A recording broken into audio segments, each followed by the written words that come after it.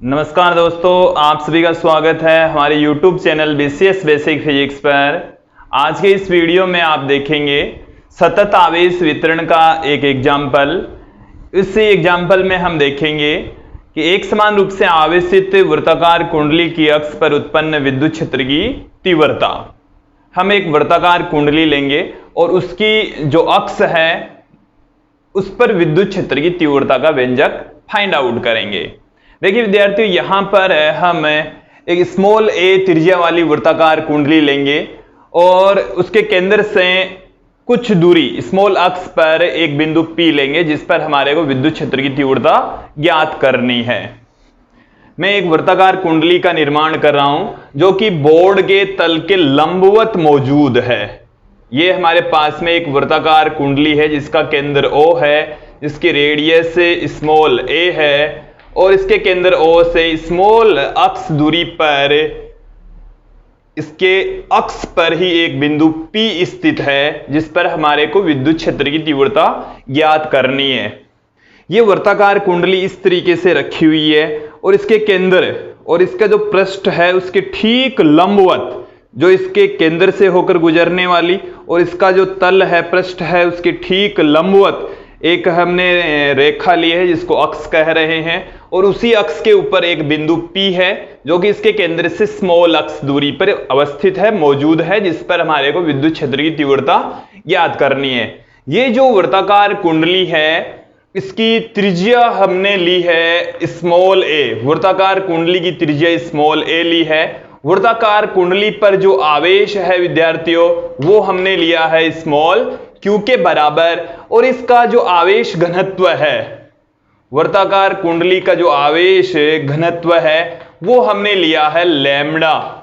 और देखिए लैम्बडा बराबर यहां पर आ जाएगा, इसके ऊपर जो कुल आवेश है वो स्मॉल q और इस वृत्ताकार कुंडली की कुल लंबाई, देखिए इसकी जो परिधि है, रेडियस यदि a है तो इसकी परिधि हो जाएगी 2 पाई a।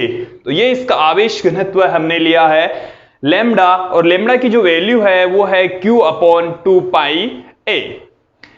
देखिए विद्यार्थियों, बिंदु P पर विद्युत क्षेत्र की तीव्रता फाइंड आउट करने के लिए हम इस वृत्ताकार कुंडली को बहुत सारे छोटे छोटे अल्पांशों में तोड़ लेंगे और फिर किसी एक अल्पांश की वजह से बिंदु P पर विद्युत क्षेत्र की तीव्रता ज्ञात कर लेंगे। फिर टोटल जो वृत्ताकार कुंडली है उसकी वजह से बिंदु P पर विद्युत क्षेत्र की तीव्रता ज्ञात कर ली जाएगी। समाकलन करके टोटल जो विद्युत क्षेत्र है उसकी वैल्यू फाइंड आउट कर लेंगे।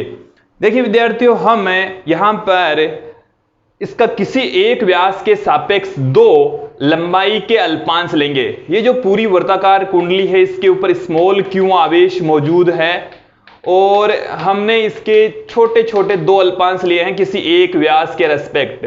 हमने एक बिंदु लिया है कैपिटल M, दूसरा बिंदु लिया है N और इन दोनों बिंदुओं पर लंबाई के छोटे छोटे अल्पांश है dl लंबाई के। यहां पर भी लंबाई का जो अल्पांश है उसकी लंबाई है dl और उस dl लंबाई के अंदर जो आवेश है वो भी छोटा सा है dq। यहां पर भी जो आवेश है वो है छोटा सा dq के बराबर। देखिए विद्यार्थियों, इन अल्पांशों के कारण से बिंदु P पर विद्युत क्षेत्र की तीव्रता ज्ञात करेंगे। जो बिंदु M पर अल्पांश है उसके कारण से उत्पन्न विद्युत क्षेत्र की तीव्रता हम देखेंगे, वो हम कंसीडर कर लेते हैं कि dE1 है, dE1 है। इस अल्पांश के कारण से जो विद्युत क्षेत्र की तीव्रता होगी ये बिंदु आवेश की भांति काम कर रहा है। ये यहां पर दूर की ओर विद्युत क्षेत्र की तीव्रता होगी, उसको हम अल्पांश की फॉर्म में ही पुट कर देते हैं। dE1 से मैंने इसको लिखा है। अब जो n बिंदु पर अल्पांश है dl लंबाई का जिसमें भी dq आवेश ही मौजूद है, जिसके कारण से जो विद्युत क्षेत्र की तीव्रता उत्पन्न हो रही है उसको हम पुट कर देते हैं dE2 से। हमारे को dE1 और dE2 की वैल्यू फाइंड आउट करनी है। मैं देखिए विद्यार्थियों यहां पर इसका आगे जाकर घटकों में वियोजन होगा, इस डायग्राम को यहां पर ही कंप्लीट करता हूं। सर्वप्रथम हम बिंदु M पर मौजूद जो अल्पांश है उस अल्पांश में मौजूद आवेश के कारण से उत्पन्न जो विद्युत क्षेत्र की तीव्रता है dE1 वो ज्ञात करनी है। इसके लिए देखिए मैं यहां पर फॉर्मूला पुट करूंगा। अल्पांश M के कारण, अल्पांश M के कारण बिंदु P पर विद्युत क्षेत्र की तीव्रता, विद्युत क्षेत्र की तीव्रता को dE1 से लिखा जा रहा है। देखिए अल्पांश आवेश की वजह से, अल्पांश आवेश विद्यार्थियों बिंदु आवेश की भांति कार्य करता है और बिंदु आवेश के कारण से जो विद्युत क्षेत्र की तीव्रता होती है वो होती है KQ/R²। तो ठीक उसी प्रकार से यहां पर हम देखेंगे 1/4πε0 dQ अपॉन यहां से लेकर यहां तक की डिस्टेंस भी हमारे को ज्ञात करनी है। यहां से लेकर यहां तक की डिस्टेंस के लिए देखिए विद्यार्थियों, ये हमारे पास में एक ट्राइंगल बन गया है और इस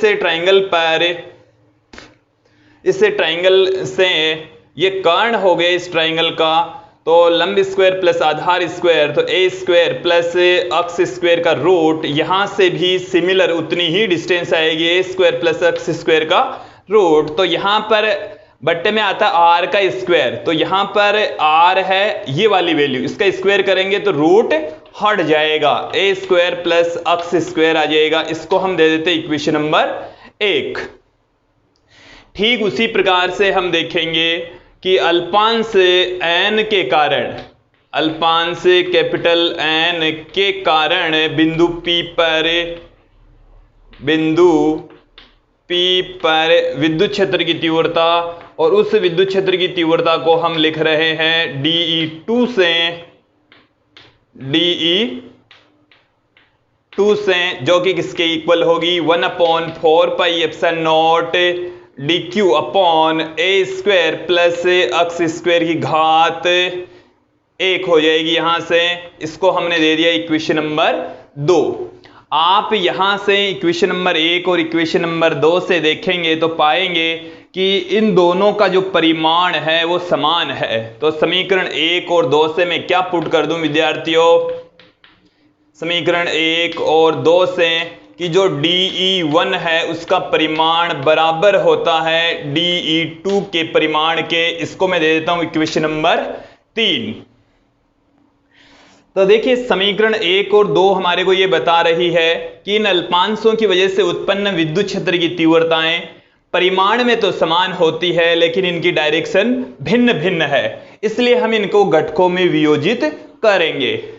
देखिए घटकों में वियोजित करने के लिए ये वाला एंगल मैं थीटा कंसीडर कर लेता हूं, तो यहां से ये एंगल भी थीटा आ जाएगा और इनके जो सम्मुख कोण है, शीर्षाभिमुख कोण है, ये एंगल भी थीटा हो जाएगा, ये एंगल भी थीटा हो जाएगा।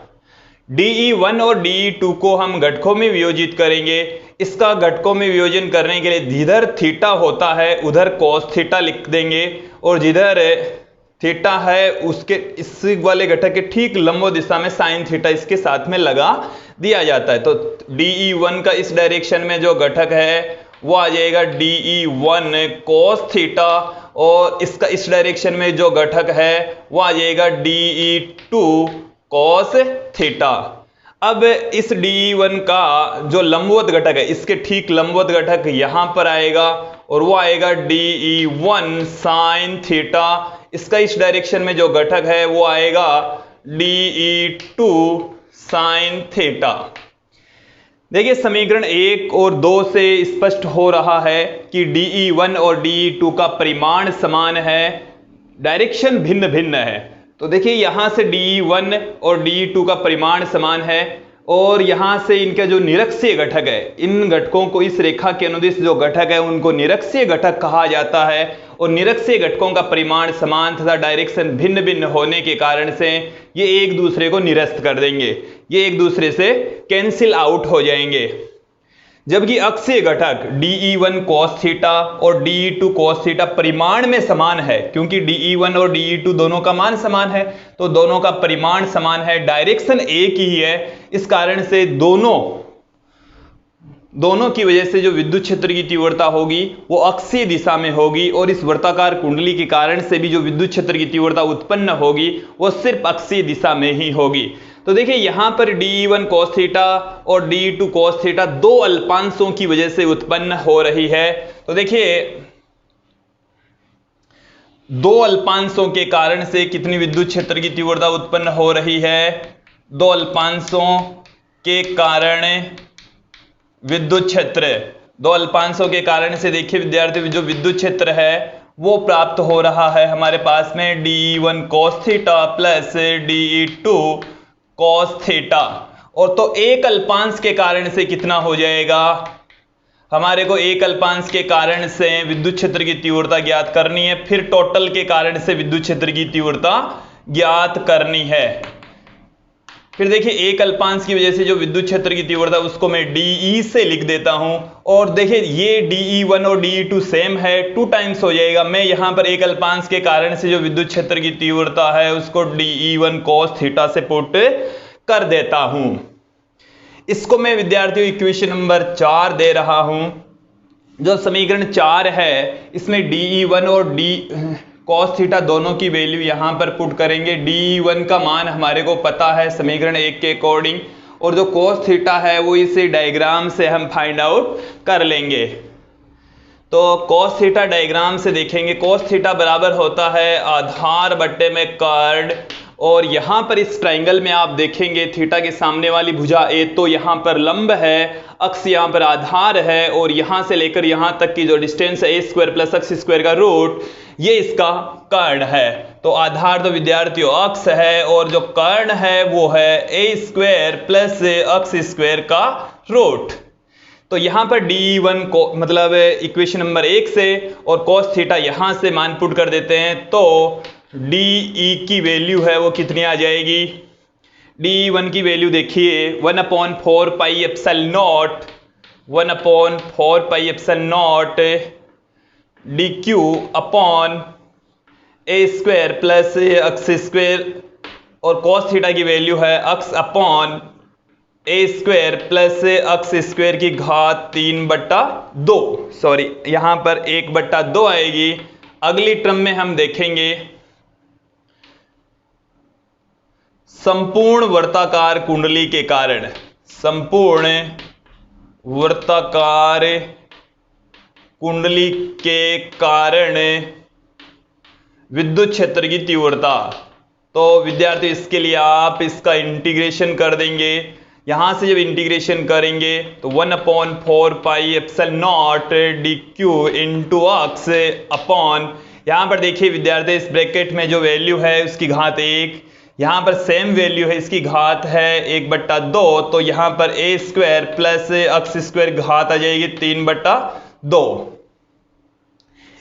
डी का जो इंटीग्रेशन है वो हो जाएगा e, यहां पर जो कांस्टेंट क्वांटिटीज है उसको हम बाहर ले लेंगे, 1/4 पाई एप्सिलॉन नॉट अक्ष अपॉन a² प्लस अक्ष स्क्वायर की घात 3/2 dQ, और dQ का जो मान है विद्यार्थियों वो हो जाएगा Q।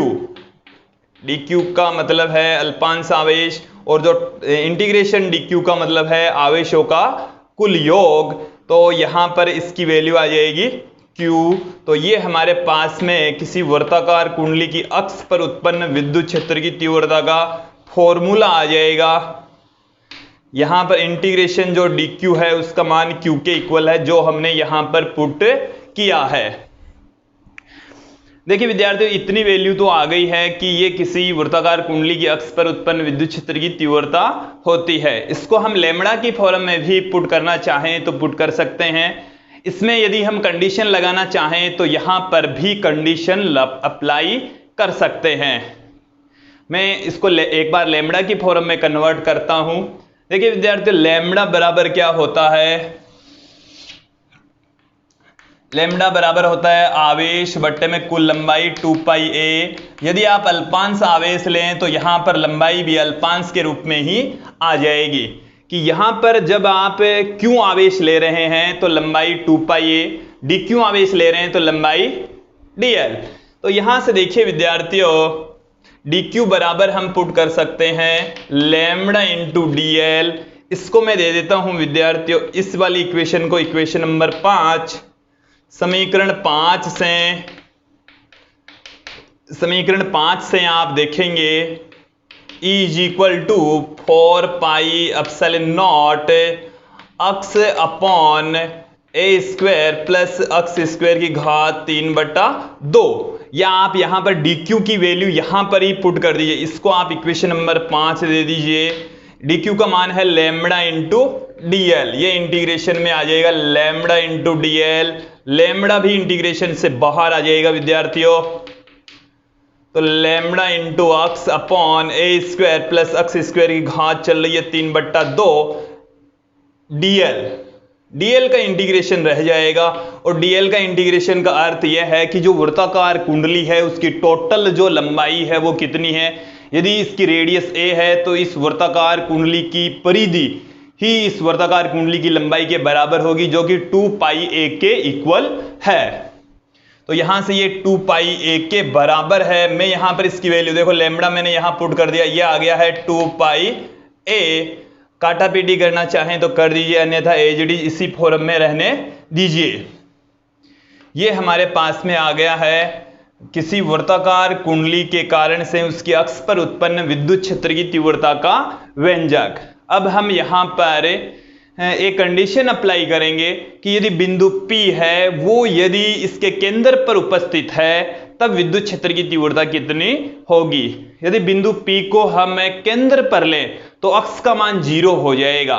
अक्स की वैल्यू हम कितनी पुट करेंगे विद्यार्थियों, 0। और जब हम 0 वैल्यू पुट करेंगे तो यहां से इस इक्वेशन नंबर 6 से या इक्वेशन नंबर 7 से दोनों में से किसी भी एक इक्वेशन को आप ले लेंगे और दोनों से ही जो E की वैल्यू है वो 0 आएगी। मैं एक ही कंडीशन ले रहा हूं, स्थिति फर्स्ट कि वृत्ताकार कुंडली के केंद्र पर, वृत्ताकार कुंडली के केंद्र पर विद्युत क्षेत्र, इसका अर्थ यह है कि अक्स बराबर 0। ये मैंने जो कंडीशन लिखी है वृत्ताकार कुंडली के केंद्र पर विद्युत क्षेत्र की तीव्रता, तो वृत्ताकार कुंडली के केंद्र पर यदि हम बात करेंगे तो अक्स की वैल्यू 0 हो जाएगी। अक्स की वैल्यू कितनी पुट करेंगे, 0। जब इस अक्स की वैल्यू समीकरण 6 में 0 पुट कर देंगे तो E का मान 0 आ जाएगा। समीकरण 7 में E की वैल्यू, अक्स की वैल्यू 0 पुट करेंगे तो E की वैल्यू 0 आ जाएगी। तो E बराबर भी कितना आ जाएगा विद्यार्थियों, 0 आ जाएगा। E का मान भी कितना आ जाएगा, 0 आ जाएगा। यदि हम और कंडीशन फाइंड आउट करना चाहें तो यहां से और भी कंडीशंस फाइंड आउट की जा सकती है। अक्स का मान 1 के बराबर पुट करके भी एक कंडीशन पुट फाइंड आउट की जा सकती है। विद्यार्थियों ये वीडियो आप लोगों को अच्छे से समझ में आया होगा।